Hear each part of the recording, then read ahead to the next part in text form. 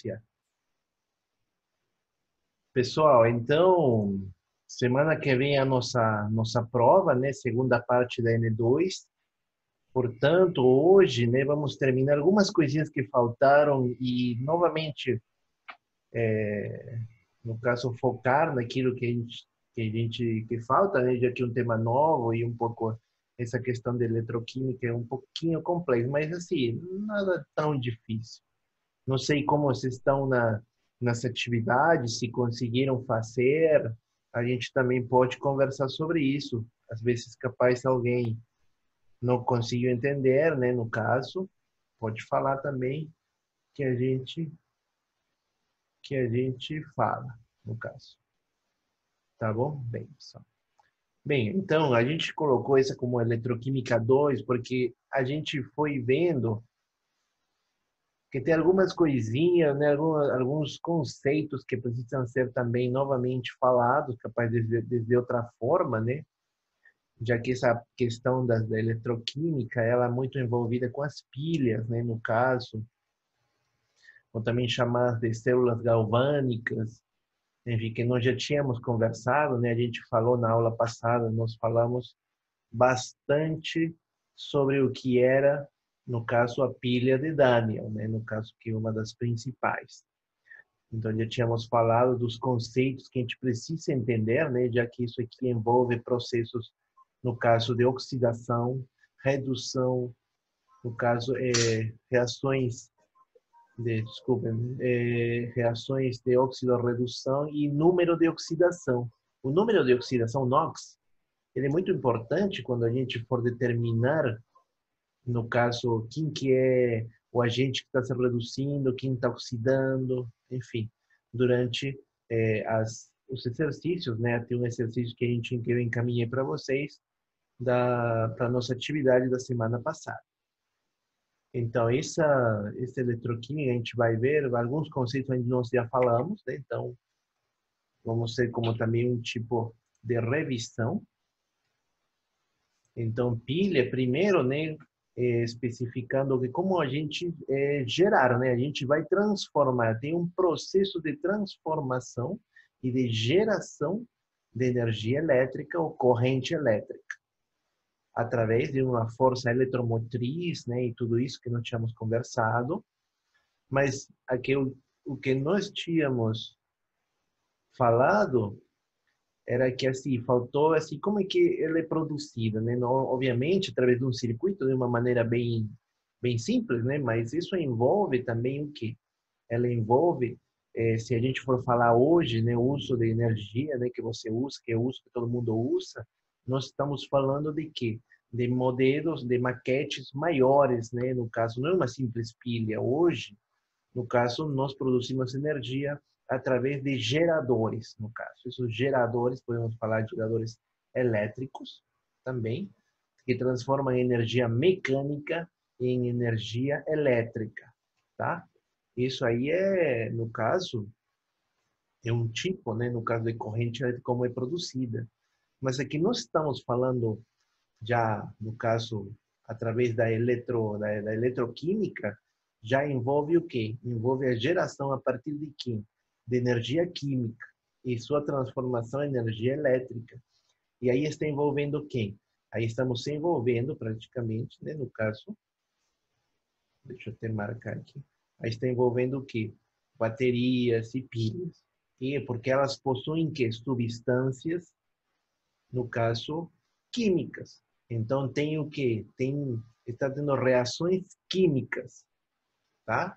Outra coisa que nós tínhamos falado, não esqueçam que na eletroquímica a gente está falando de quê? De geração de energia elétrica, corrente elétrica através de propriedades químicas. Quando a gente fala de propriedades químicas, porque está envolvido o quê? Elementos químicos que mudam totalmente o estado, né? Desse produto que seria a corrente elétrica. E nós tínhamos falado mas não pode ser propriedades físicas? Não, porque propriedade física não muda o estado. É como se eu pegasse um papel, a gente sempre faltou esse exemplo, né? Uma coisa, eu pego um papel e eu aplico fogo. Estou fazendo quê? Estamos tendo propriedades químicas. Agora, se eu pego o papel e amasso ele, isso é uma propriedade física, tá? Através da força, essas questões. Então, essas são as diferenças entre uma propriedade, entre uma reação física e uma reação química. O que nós estamos vendo aqui são reações químicas, tá?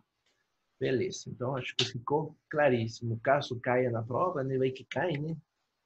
Enfim, não vai cair, né? Mas vai que cai.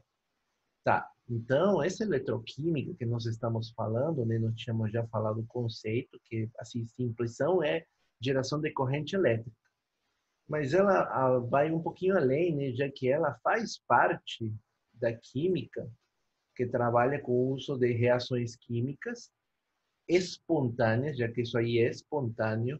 Isso aqui eu não utilizo nenhum tipo de catalisador ou qualquer agente que facilite ou que agilize a geração de energia elétrica. Não, isso aqui é espontâneo. Não utiliza nenhum tipo de catalisador, sabe? Que a gente fala catalisador é aquele produto, substância que acelera ou desacelera uma reação. Então, nesse caso, não, tá? E para produzir, no caso, eletricidade. E com o uso dessa eletricidade, né, forçar reações químicas não espontâneas acontecerem. No caso, aí seria aí essa reação química não espontânea, aí estaríamos falando se você coloca num circuito um relógio para ele começar a funcionar, no caso, uma lâmpada para acender. Então, um conceito, né, é o estudo da interação da eletricidade com as reações químicas e não físicas, tá, pessoal?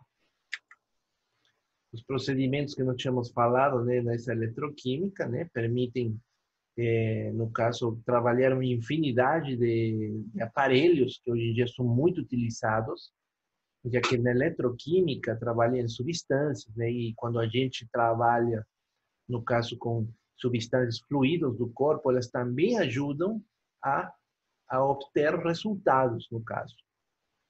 Temos equipamentos que monitoram concentrações, sabe? Quando você vai para o laboratório a fazer um exame de urina, aí, né, pega amostra, exame de sangue. Muitos dessas amostras, elas são submetidas a uns aparelhos que eles trabalham com quem? Com reações químicas, para detectar o quê? O pH, no caso, ou até tem as fitinhas, no caso, né, quem já viu umas fitinhas de pH para avaliar, está acontecendo o quê? Quando você coloca a fitinha dentro da substância, uma reação, no caso, química, porque essa fitinha tem substâncias, elementos químicos para ela interagir com a urina e você encontrar o pH, no caso, tá?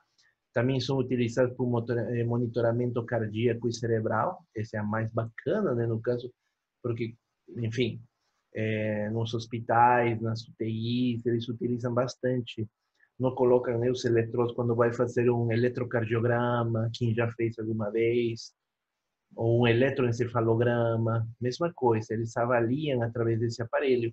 E o que eles medem, no caso, né, isso é envolvido com energia química que vai ser transformada em energia elétrica, que a partir disso o aparelho vai conseguir entender e emitir, né, um resultado.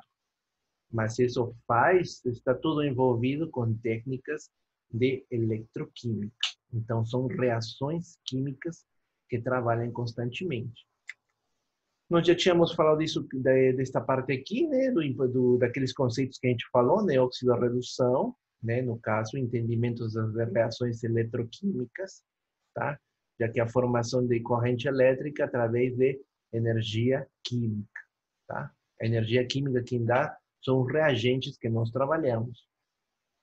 Aí os conceitos de oxidação e redução, lembrando, a oxidação é quem perde elétrons e redução é quem ganha elétrons, tá?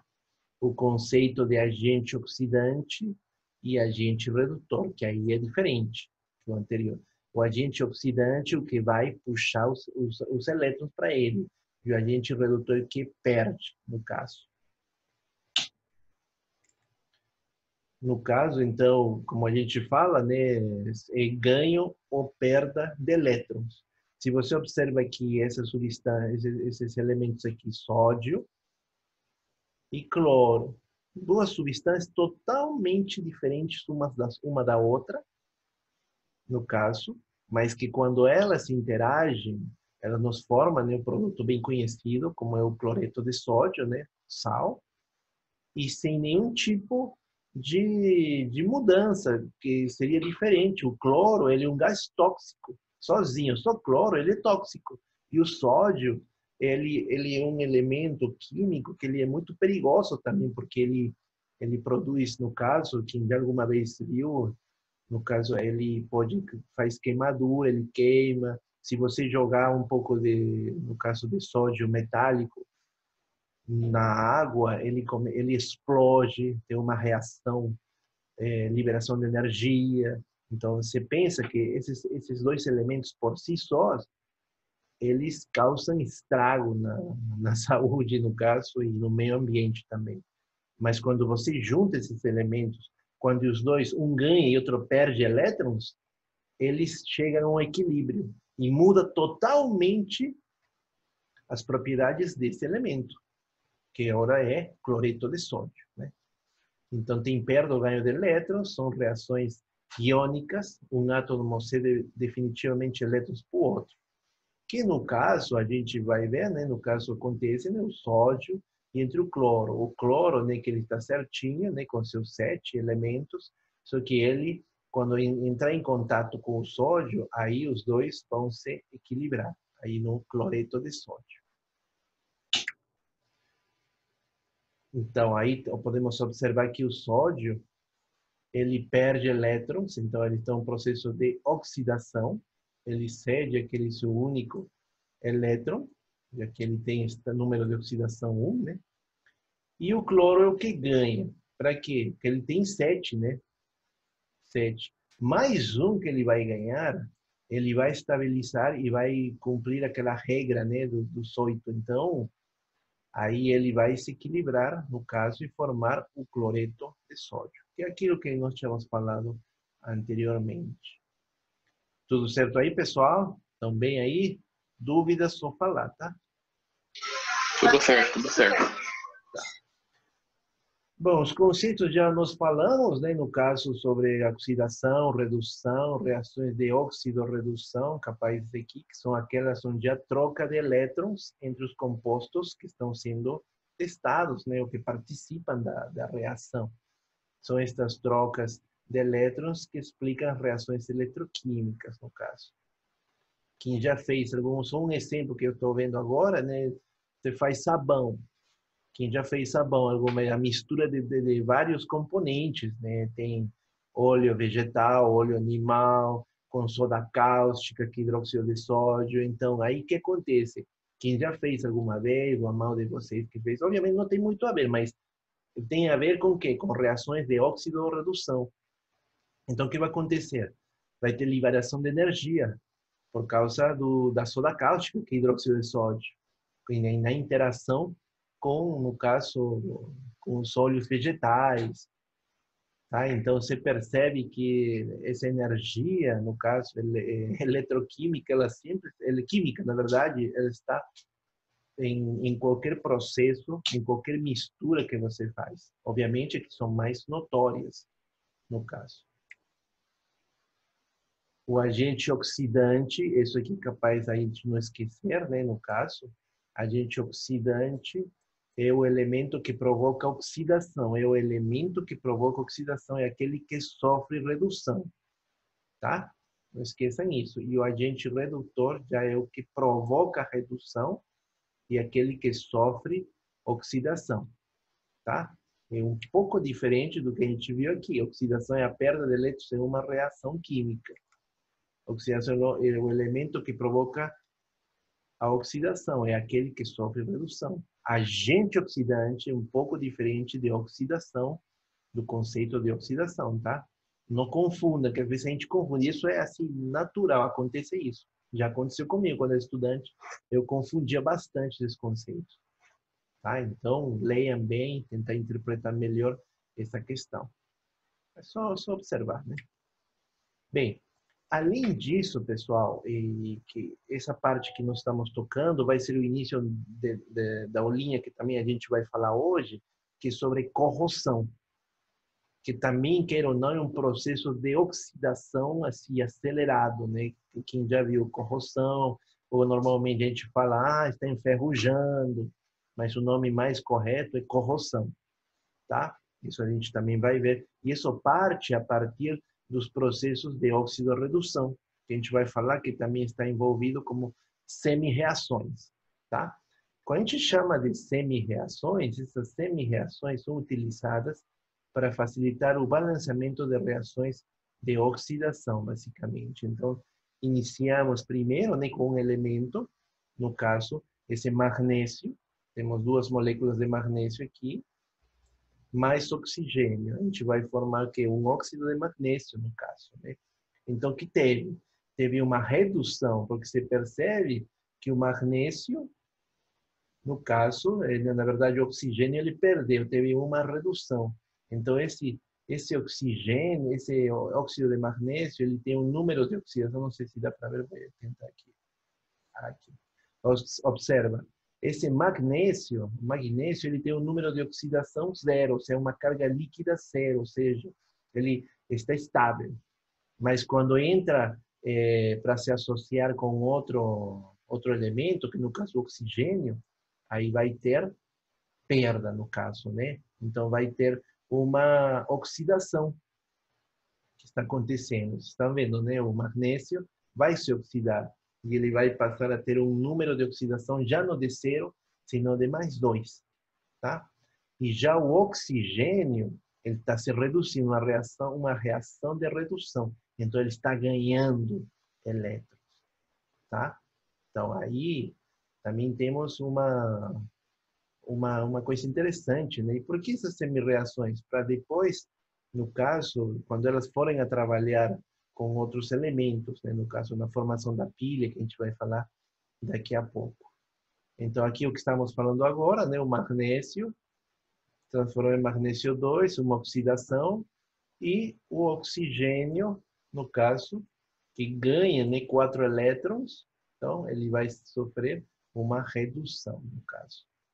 Não tem elétrons livres presentes aqui, né? A espécie oxidada e reduzida forma aquele par redox, né? No caso que a gente fala magnésio mais 2 e magnésio em seu estado em carga líquida zero, né? Seu estado estável, no caso.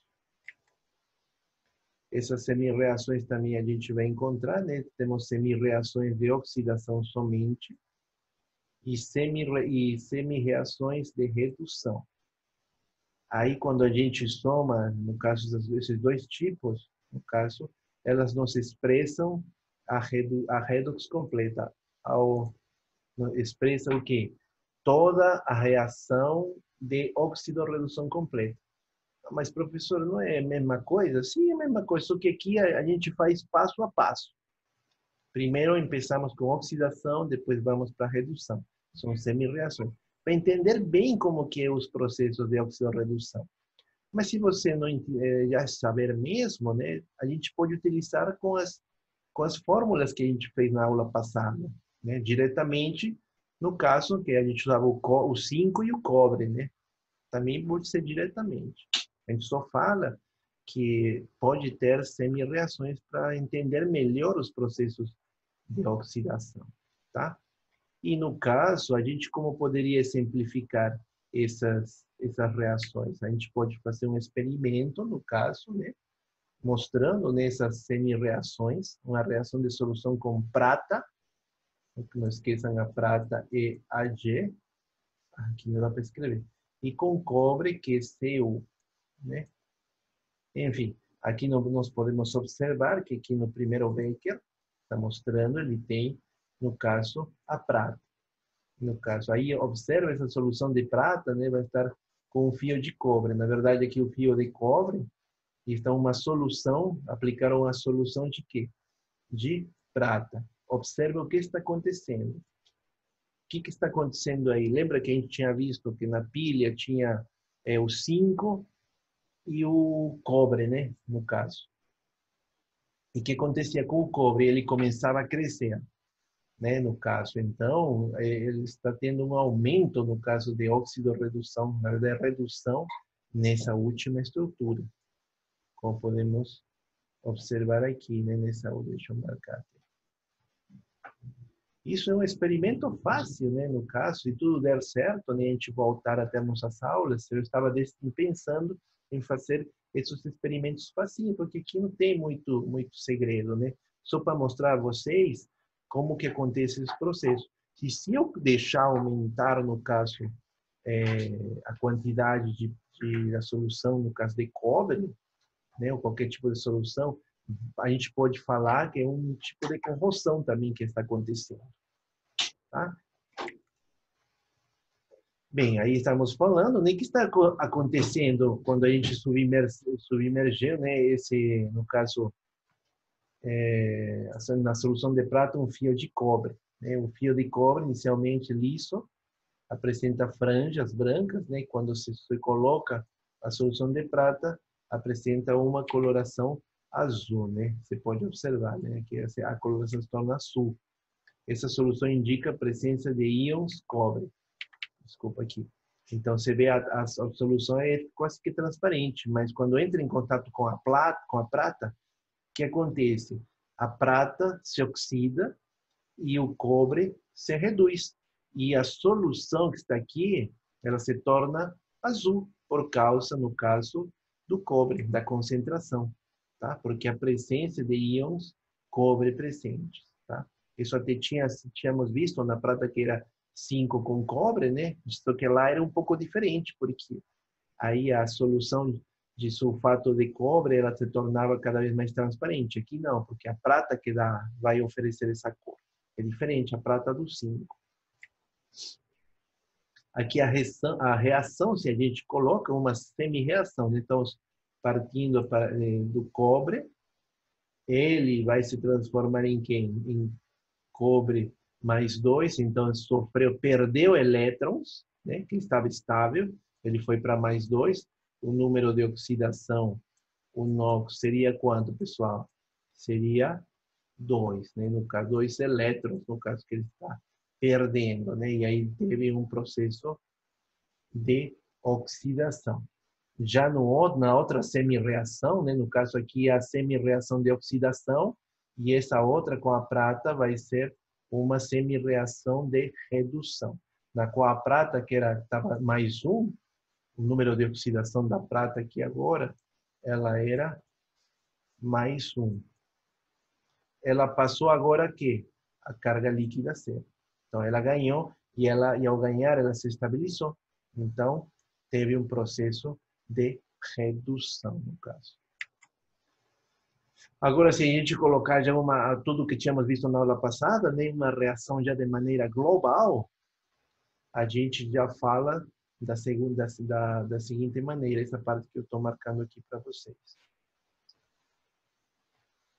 No caso, cobre, mais 2 moléculas de prata, no caso, que seria o líquido, né, que a gente viu nos Beckers, e o fio, que é sólido, né? Aí nos formou o quê? Formou o cobre, no caso, que oxidou, e a prata, no caso, que começou, no caso, a se reduzir, a ganhar elétrons, né? Que ganhou elétrons. Você vê que é bem simples, assim, você pode entender isso partindo através de cada semi-reação, tá? Bem, o que isso então vai ser no final, né? Isso vai ser no final, a gente vai falar sobre essas células eletroquímicas e essas diferenças com as células galvânicas ou voltaicas, né, no caso. Essas células eletroquímicas, né, corrente, né, a corrente é produzida por uma reação química espontânea ou usada para forçar uma reação química não espontânea. Que são as células que a gente acabou de ver.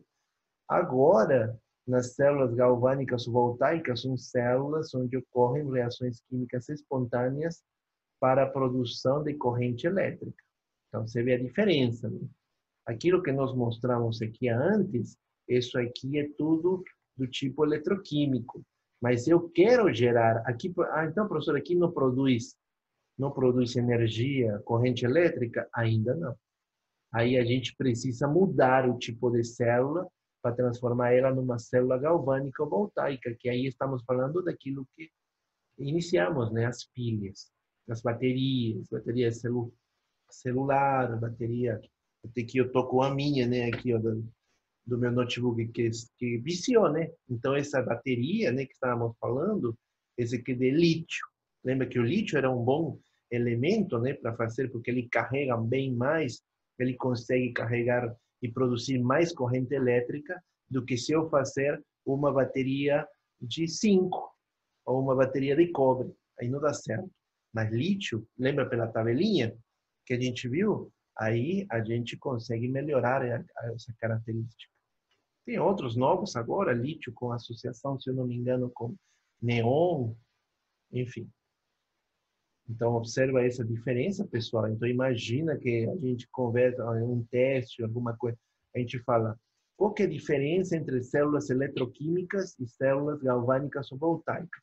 Aí, uma rápida vez, você fala, no caso eletroquímicas, a gente, né, só vai observar essas mudanças, as reações de oxidorredução. Já nas galvânicas, o objetivo maior é produção de corrente elétrica, tá? Através da medição da força eletromotriz, não esqueçam disso. Então, essas células galvânicas, né, que estamos falando, isso tudo está envolvido dentro da eletroquímica como ciência geral, né, um ramo no caso da química. Então, aí essas estruturas galvânicas, elas apresentam uma estrutura, no caso, que é composta por dois eletrodos, né, que tínhamos até falado, os ânodos e os cátodos, que são condutores elétricos, fazem contato direto com o conteúdo da célula, né? Aí está o ânodo, né, que tínhamos falado que é positivo, é o eletrodo onde acontece o processo de oxidação. Elétrons entram na solução. E o ânodo, ele sempre está envolvido, lembra com aquele exemplo da pilha, que a gente falava de zinco e cobre? O zinco, no caso, ele é o agente que vai empurrar todos os elétrons, né? Então, ele empurra todos os elétrons. Para onde? Ele vai empurrar para o cátodo. O cátodo é aquela parte que é o positivo, né, de uma pilha, imaginemos, que está aqui sugando. Tudo para quê? Para seguir com esse circuito. A gente segue o circuito para gerar, no caso, corrente elétrica, né, no caso. E por isso é o objetivo das células galvânicas. Dentro deles também vamos ter um eletrólito, né, no caso que o meio condutor iônico dentro da célula, que você pode observar esse eletrólito, a gente pode encontrar, sabe quando a bateria fica muito tempo, descarregou, né, perdeu energia, aí fica muito tempo no aparelho, e depois de um tempão, ou você encontra ela enferrujada, ou você encontra ela saindo os líquidos. Esses líquidos que saem são compostos por eletrólitos. E isso aí é um pouco tóxico, no caso, dependendo do conteúdo da bateria, no caso. E os eletrões têm íons, né, partículas carregadas que movimentam a solução. Depois de um tempo, né, como não tem mais como movimentar, no caso, esse circuito para gerar corrente elétrica, termina saindo, né? E a pilha termina enferrujando e provocando, né, a saída desses eletrólitos, das soluções que tem. Aqui na figura, nós podemos observar, no caso, essas células galvânicas, no caso, através, no caso aqui está o cobre e a prata, né? Então, o cobre seria o ânodo, no caso, então, que empurra os elétrons através, no caso, dessa ligação que tem, né? Do fio, né? Que normalmente se utiliza, para onde? Para entrar em contato com a prata, que a prata é o cátodo, né? E aí vai ter, mas assim, tem um fio que conecta aqui, se vocês estão conseguindo, deixa eu até marcar aqui. Esse fio conecta as semicélulas. Se o fio conecta as semicélulas, nenhuma voltagem é medida. Se o fio não transporta íons, portanto, não fecha o circuito, né? Então, a gente tem que um pouco que esquecer desse fio, no caso, senão aqui não acontece geração de quê? De energia, como está falando. Se a gente vai na outra célula, né, o fio é substituído por uma ponte salina, no caso, né? Essa ponte salina, né, a liberação de íons de ambas extremidades da ponte fecha o circuito, a circulação de corrente e a voltagem da célula pode ser medida, né, através de um voltímetro, né? E o que a gente poderia, com esse voltímetro, a gente podemos utilizar também uma lâmpada para ver que o circuito está gerando energia, no caso. E aqui essa ponte, tá? Que normalmente até se trabalha com alguns eletrólitos ou íons, que pode ser de amônia ou de cloro também presente. Falando em células galvânicas, isso aqui produz corrente elétrica, diferente dos outros, da pilha de Daniels, né, que a gente foi falando, né, que ela fica mais para produzir energia química, né, de maneira espontânea, mas mais do que isso não. Só teríamos que mudar, obviamente, para uma célula galvânica.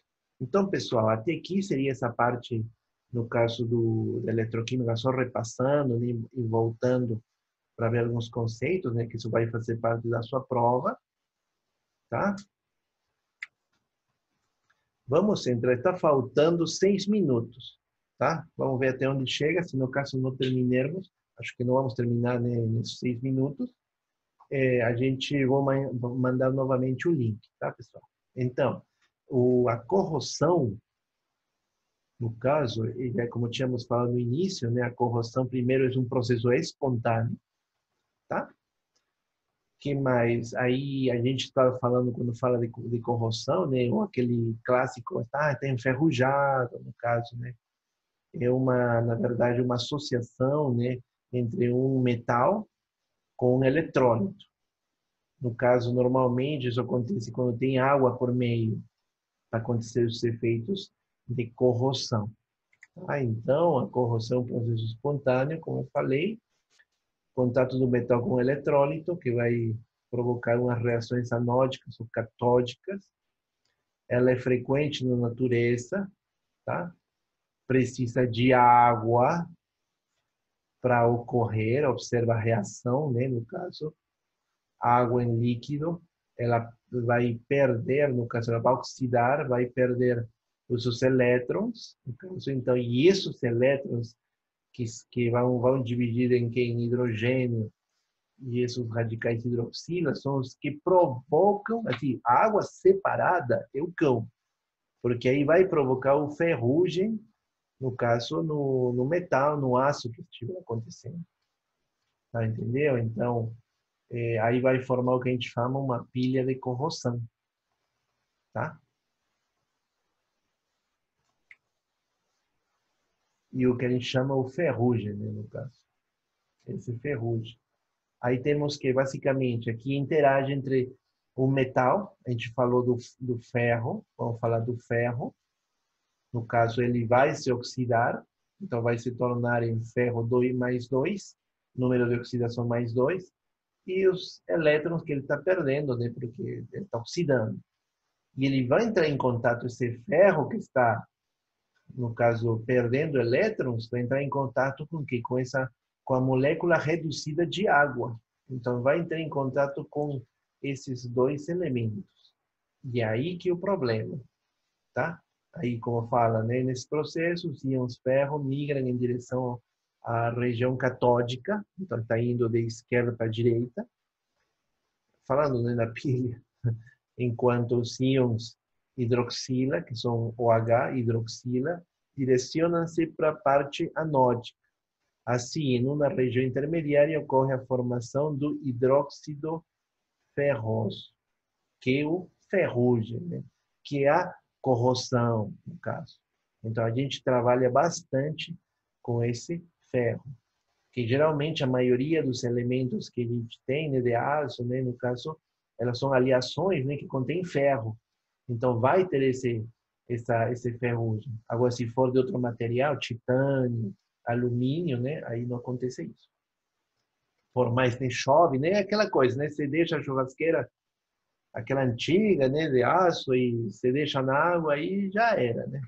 Agora, se for de alumínio, né, você deixa, não acontece nada, só se tiver uma aleação com ferro, né? Mas acho que isso não chega a acontecer.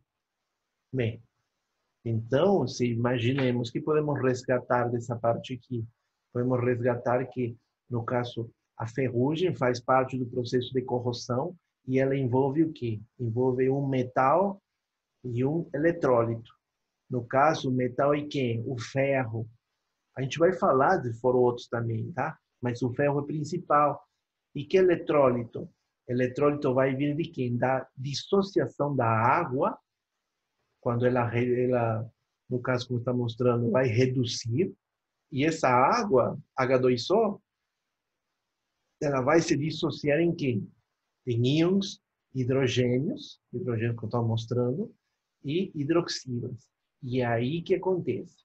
Porque, como está falando, o ferro mira em direção catódica, enquanto que os hidroxilas, o H, ele vai para a região anódica.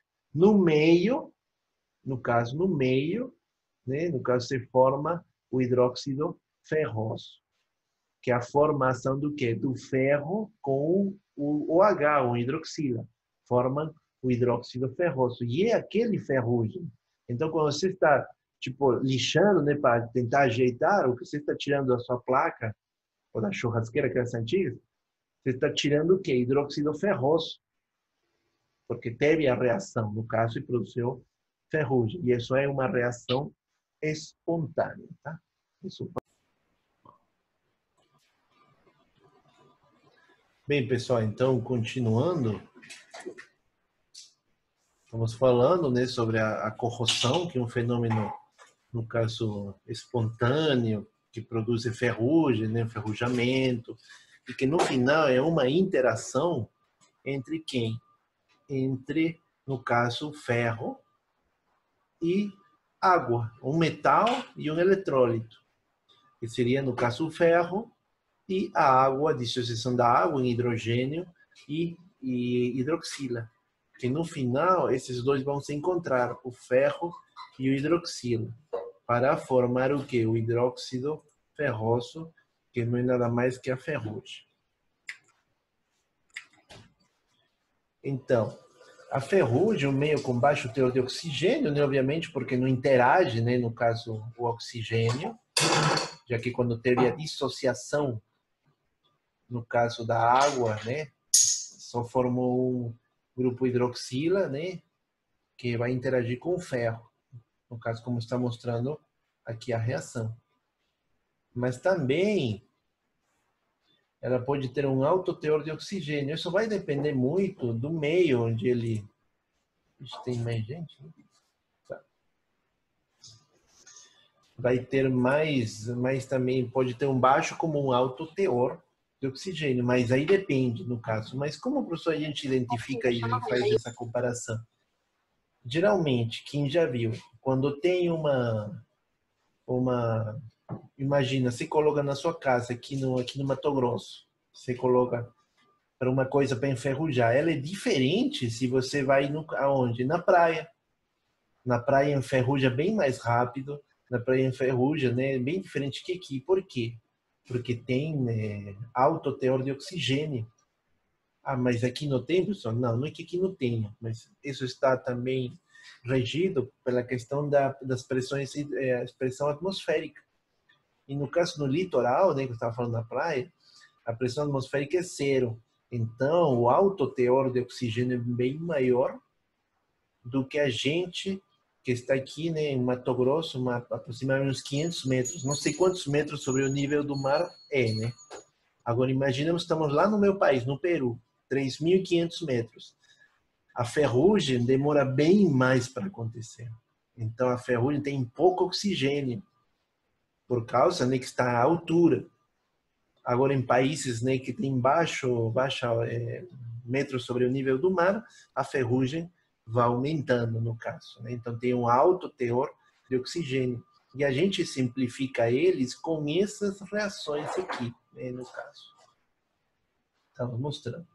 Então, o produto final que isso vai gerar vai ser o quê? No caso, o óxido ferroso, que ele pode ter uma coloração preta, no caso, e também pode ser uma coloração alaranjada, no caso, na verdade, pessoal, aqui era o óxido férrico e o óxido ferroso, esse daqui, tá? Que um está trabalhando com quem? Com valência estado 2 e com outro com 3, né? Então aí muda, no caso. E isso vai mudando, né? Você vai observando. quanto maior tempo ele fica se enferrujando, ela se torna mais escura.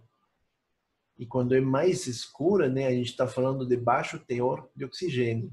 Agora, você pega, no caso, um litoral, né, que a gente está falando tem pouco oxigênio, as colorações, elas variam, como está falando aí. Coloração alaranjada, castanho avermelhada. Isso vai mudando. O que mais provoca ferrugem, né? Presença no ar de monóxido de dióxido de carbono, dióxido de enxofre, né, no caso, óxido de enxofre e outras substâncias ácidas, no caso. Porque o que elas vão fazer? Elas deslocam a reação catódica para a direita, que a gente conhece como o princípio de Le Chatelier, no caso. Físico francês, químico francês, que falou sobre esse sistema. Que mais também? Ambientes salinos, né? Aqui é o que estávamos falando, né? Maresia, que está perto do mar, pois aumenta a condutividade elétrica entre os polos da pilha, visto em tanques de gasolina enterrados nos postos à beira do mar, no caso, né? Aquele enferrujamento, mas isso também, como eu falei, está envolvido com essa alta presença de oxigênio, que também, quer ou não, é um processo que acelera, no caso, esse processo de ferrugem. A corrosão dessas pilhas, no caso, né, se for no caso das pilhas, que também vai acontecer, ela vai se dar através do potencial de energia que elas produzem. Se a gente trabalha, no caso, a gente fala do ferro, observa quanto que é o potencial de energia que ela tem, né? Menos 0,447, né? Bem baixo.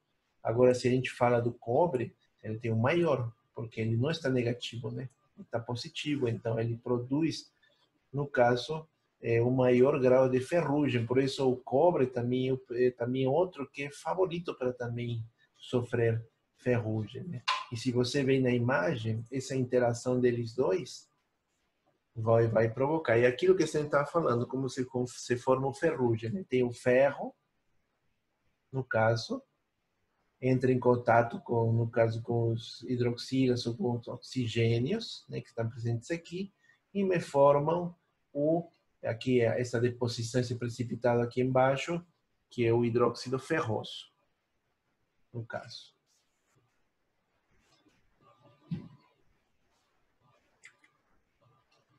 Como a gente pode proteger, no caso, os equipamentos ou qualquer, né, aparelho que ele tenha isso, né? Essas proteções que tem contra a corrosão, até mesmo nas pilhas também, né? Tem os ânodos galvânicos de proteção por corrente impressa, né?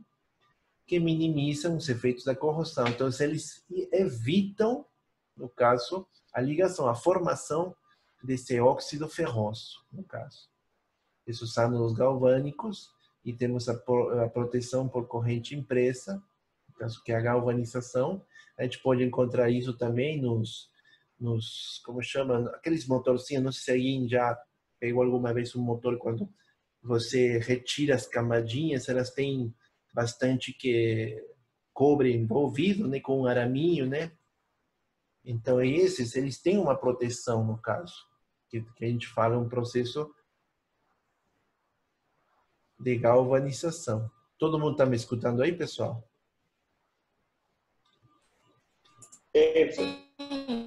Tudo certo? Não deu uma oscilação da Sim, estamos escutando. internet? Deu um pouquinho, mas agora voltou. É uma daquelas técnicas que serve especificamente Beleza, para está precisando uma oscilação da internet, mas tudo bem. Eu já Tá. citei chakra sato antes, então é hora de falar da Então, transformação essas são basicamente, né, as proteções contra a corrosão. Microfone aí, William. Em vários níveis. Ânodos galvânicos e proteção por corrente impressa. Assim também a gente pode ver também que a gente utiliza uma velha estratégia, né, que é o metal de sacrifício. Tá. Tranquilo, tranquilo. Bem, tem esse metal de sacrifício, né, no caso, que ele ajuda para absorver esse ferrugem. Quem são esses metais? Olha, que coincidência, o zinco e o magnésio, né? Então, eles vão passar, né, no caso, a evitar que o ferro ele tenha, né, o processo de corrosão, né? Então, se utiliza, né, qualquer metal com maior potencial de oxidação, né? Então, eles vão oxidar primeiro.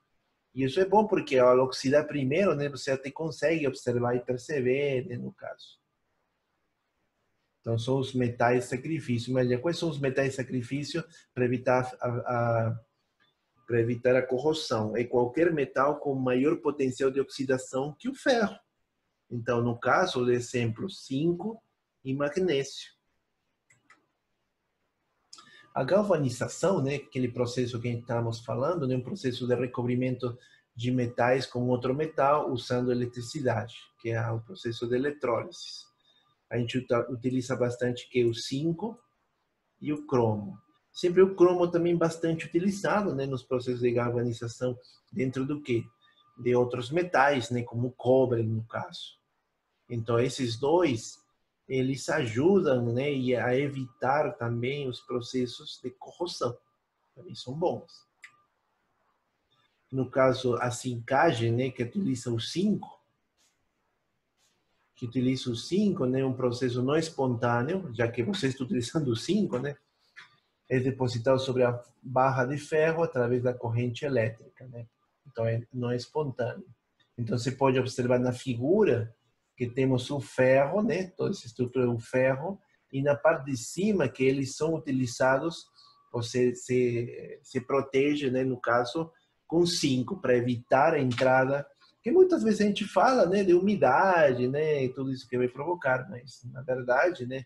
O zinco vai ajudar na proteção e evitar os processos de corrosão, porque aqui o nosso tema, pessoal, é evitar e saber o que é corrosão. A cromagem também é a mesma coisa, no caso, realizada da mesma forma, né? O cromo é depositado diretamente na peça, que no caso vai ser sobre o ferro, né?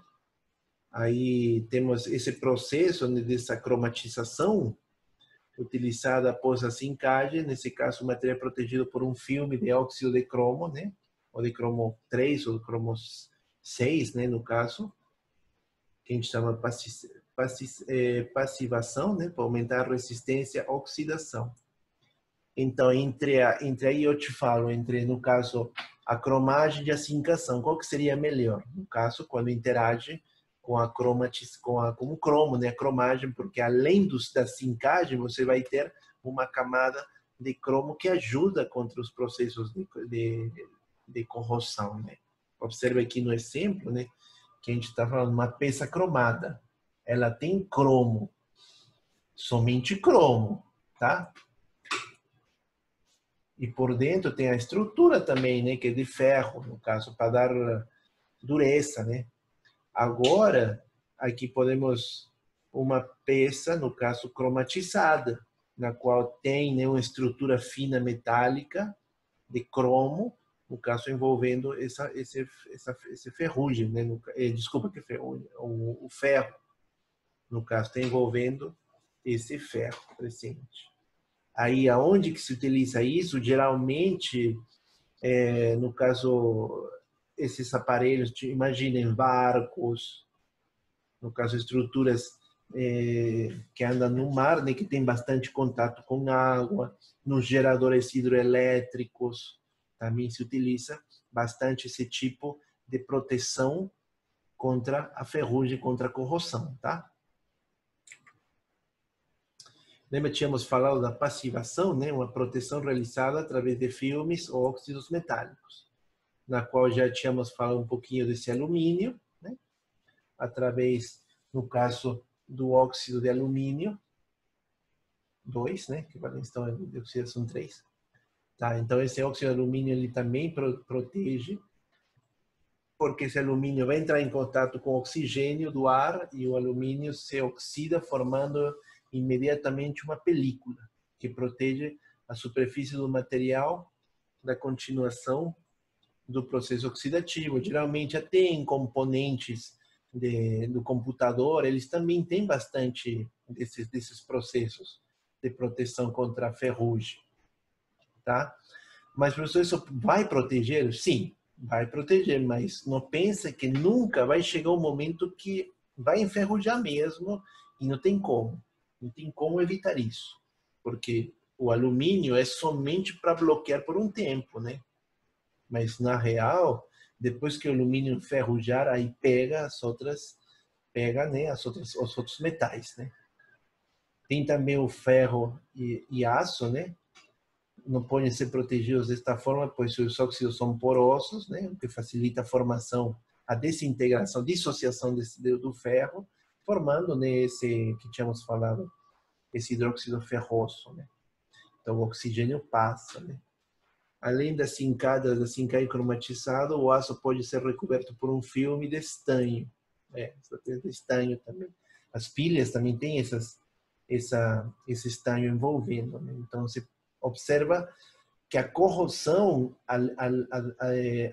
além de ser um fenômeno espontâneo, né, que se encontra em qualquer lugar, ele é muito utilizado. Tem toda uma tecnologia por trás disso para proteger no caso, alguns metais que fazem parte, né, no caso de um aparelho.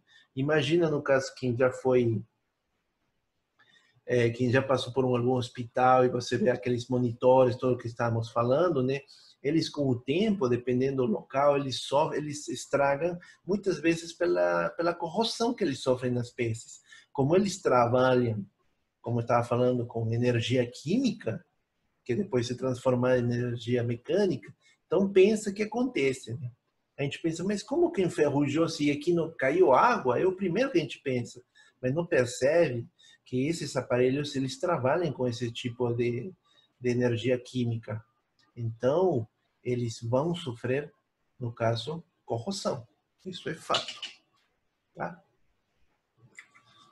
Bem, pessoal, terminamos. Conseguiram aguentar? Vamos lá.